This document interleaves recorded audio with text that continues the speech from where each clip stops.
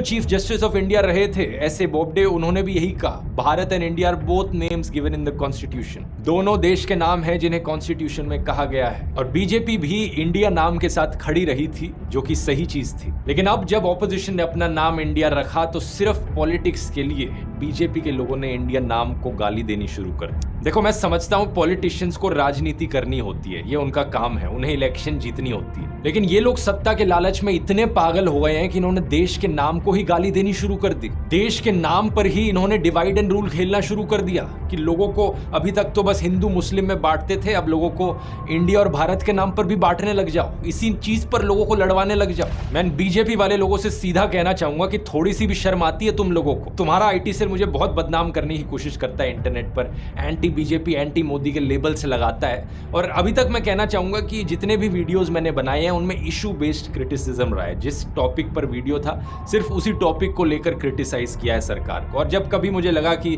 थोड़े बहुत अच्छे काम किए हैं तुम लोगों ने तो उसकी तारीफ भी करी है, जैसे कि रिन्यूएबल एनर्जी के सेक्टर में हो, या सड़कें बनाने में हो, या गर्ल्स की मैरिजेबल एज बढ़ाने में हो। इनफैक्ट न्यू एजुकेशन पॉलिसी की भी मैंने तारीफ करी थी। लेकिन अगर ऐसी हरकतें रहेंगी तुम्हारी, देश के नाम को गाली कहोगे, देश के नाम को बदनाम करने के लिए फर्जी खबरें फैलाओगे, तो मैं खुलकर तुम्हारा सिर्फ और सिर्फ ऑपोजिशन ही करूंगा। कोई भी बीजेपी सपोर्टर यहां पर अगर अपने मन में बहाना बनाए बैठे हैं कि नहीं यार भारत नाम तो इसके पीछे कई और कारण है, कुछ और रीजन है ये भारत नाम को प्रमोट करने के लिए, बेवकूफ मत बनाओ अपने आप को। आज अगर ऑपोजिशन अलायंस का नाम भारत होता तो ये भारत नाम को भी गाली देना शुरू कर देते, बिल्कुल इसी तरीके से। इन झूठों पर अब एक नजर डालते हैं जो झूठ ये फैला रहे हैं सोशल मीडिया में इंडिया नाम को बदनाम करने के लिए। फॉर्मर इंडियन क्रिकेटर और कमला पसंद के brand ambassador Virender Sehwag tweet करते हैं, it has been long overdue to get our original name Bharat back. Virender Sehwag tweet में लिखते हैं कि इन्हें बड़ी सेटिस्फैक्शन मिलेगी अगर देश को भारत करके एड्रेस किया जाएगा तो। सहवाग भाई, कभी कॉन्स्टिट्यूशन पढ़ा है? देश का नाम ऑलरेडी भारत है। इंडिया और भारत दोनों नाम को अडॉप्ट किया गया है। आप कहते हो कि इंडिया नाम ब्रिटिश की देन है। यही होता है जब व्हाट्सएप यूनिवर्सिटी के द्वारा अपनी खबरें पढ़ते हो तो। किताबें पढ़ा करो, व्हाट्सएप यूनिवर्सिटी का प्रोपेगेंडा नहीं। क्योंकि सच ये है दोस्तों, भारत की तरह इंडिया नाम भी हजारों साल पुराना है। ऋग्वेद मंडल 1 सूक्त 35 श्लोक 8 में सप्त सिंधु का जिक्र देखने को मिलता है। इसका मतलब है 7 रिवर्स या 7 ट्रिब्यूटरीज सिंधु नदी की। अब बात कुछ ऐसी है कि ओल्ड पर्शियन भाषा में सिंधु को हिंदू करके प्रोनाउंस किया जाता था। ज़ोरास्ट्रियन लोग, जिन्हें हम इंडिया में पारसी करके बुलाते हैं, वो पर्शिया से आए थे, यानी आज के दिन के ईरान से।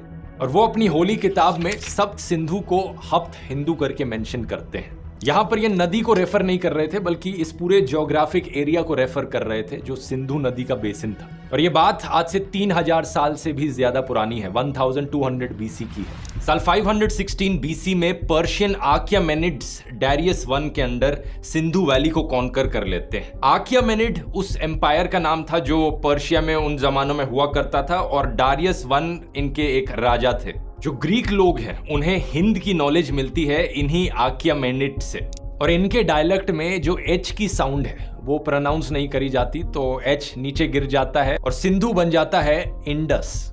ग्रीक हिस्टोरियन हेरोडोटस की राइटिंग्स में मेंशन किया गया है कि इंडस नदी में कैसे ढेर सारे क्रोकोडाइल्स हुआ करते थे, और इसी में इंडिया और इंडियन को भी मेंशन किया गया है। इस किताब के 127 पेज पर लिखा है, there are many Indian nations, none speaking the same language, some of them are nomads, some not. जब तक 3rd सेंचुरी BC में मैसेडोनियन राजा अलेक्जेंडर इंडिया को इन्वेट करते हैं, तब तक इंडिया शब्द का ऑलरेडी प्रयोग किया जाने लग रहा था। इंडिया शब्द का उस रीजन को डिस्क्राइब करने के लिए इस्तेमाल किया जाता था जो ज्योग्राफिक एरिया इंडस नदी के पार था। मेगास्थीन्स और लूसियन की राइटिंग्स में भी इसका मेंशन देखने को मिलता है। 1st सेंचुरी AD के अराउंड मिडिल पर्शियन में जो स्थान का सफिक्स है उसे ऐड कर दिया जाता है। स्थान का मतलब बेसिकली एक रीजन या कंट्री हो गया, और यहां से शब्द बनता है हिंदुस्तान। साल 262 AD में नक्शे रुस्तम की इंस्क्रिप्शन में दोनों का मेंशन किया गया है, हिंदुस्तान और इंडस लैंड। दूसरी तरफ भारत या भारतवर्ष शब्द